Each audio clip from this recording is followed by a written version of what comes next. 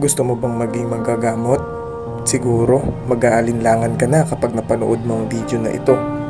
Masasabi ko lang, pag-isipan mo muna ng 100 beses. Babala sa lahat ng mga baguhan sa spiritual at sa mga maral, sa mga baguhan na manggagamot, sa lahat na may mga katungkulan sa spiritual, at lalong-lalo na sa mga tao ginagawang biro ang spiritual.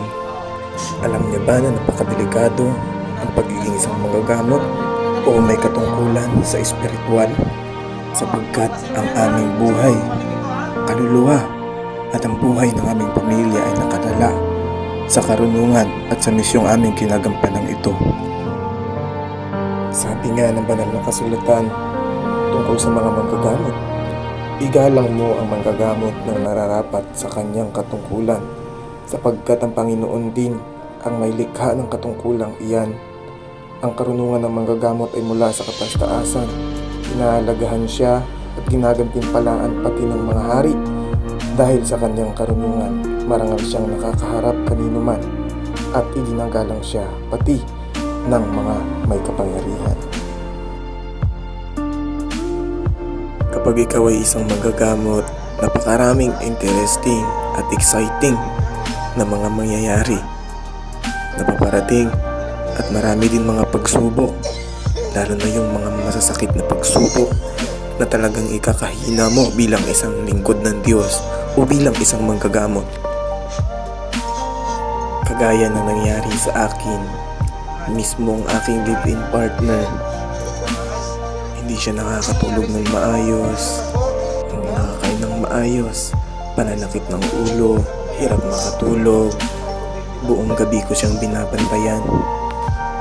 Talagang sinigurado ko ang kanyang kaligtasan.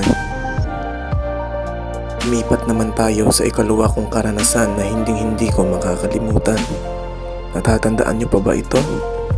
Siya si Babay Lanric Espilimbergo, ang matikas, masipag at mabait kong estudyante noon. Siya na siya sa pinaka-hinahangaan kong estudyante na sumusunod sa aking yapak bilang manggagamot.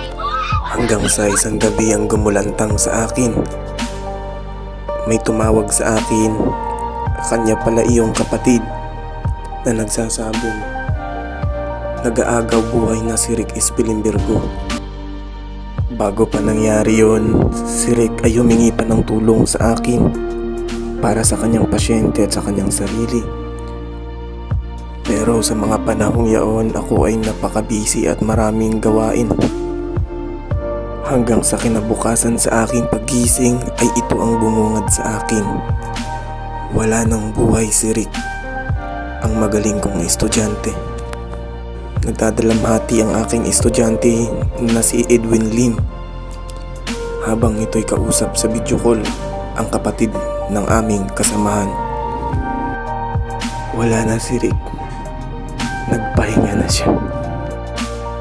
Hanggang ngayon ay sariwa pa rin sa aking puso ang kabaitan at kabayanihan ni Rick.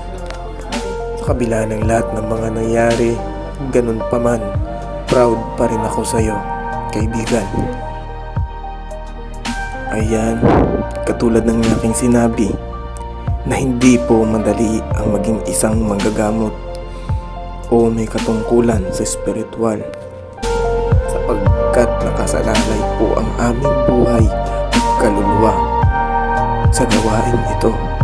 Sa Diyos naming nililingkudan, ang Diyos Amang makapangyarihan. Sana'y magsilbing aral ang video na ito para sa lahat ng mga manonood, sa lahat ng mga nagsisimula sa spiritual, sa mga baguhan na manggagamot, sa mga kumbatero at kumbatera, at sa mga ginagawang katatawanan ang mga ginagawa naming panggagamot, sa mga taong mabababo ang pangunawa. Sana kahit pag-intindi man lang at paggalang at pagrespeto sa amin bilang mga manggagamot. Wala kaming hinihiling na salapi o anumang mga bagay-bagay para sa inyong kagalingan. Bagkus tumutulong kami ng walang halong kapalit o walang hinihinging kapalit sa inyo. Ang Ang layunin namin ay tulungan ang mga taong nangangailangan ng tulong o may karamdaman na hindi kayang gamutin ng mga doktor. Uulitin ko, hindi biro ang espiritual. Naway nagising ko ang inyong mga isipan at nadagdagan ang inyong mga kaalaman. Subukan mong palalimin pa ang iyong pag-uunawa at magtuklas ka sa mga tagong kalihiman at doon mo makikita at malalaman ang kaibahan kung ano bang tinatawag na salitang espiritual.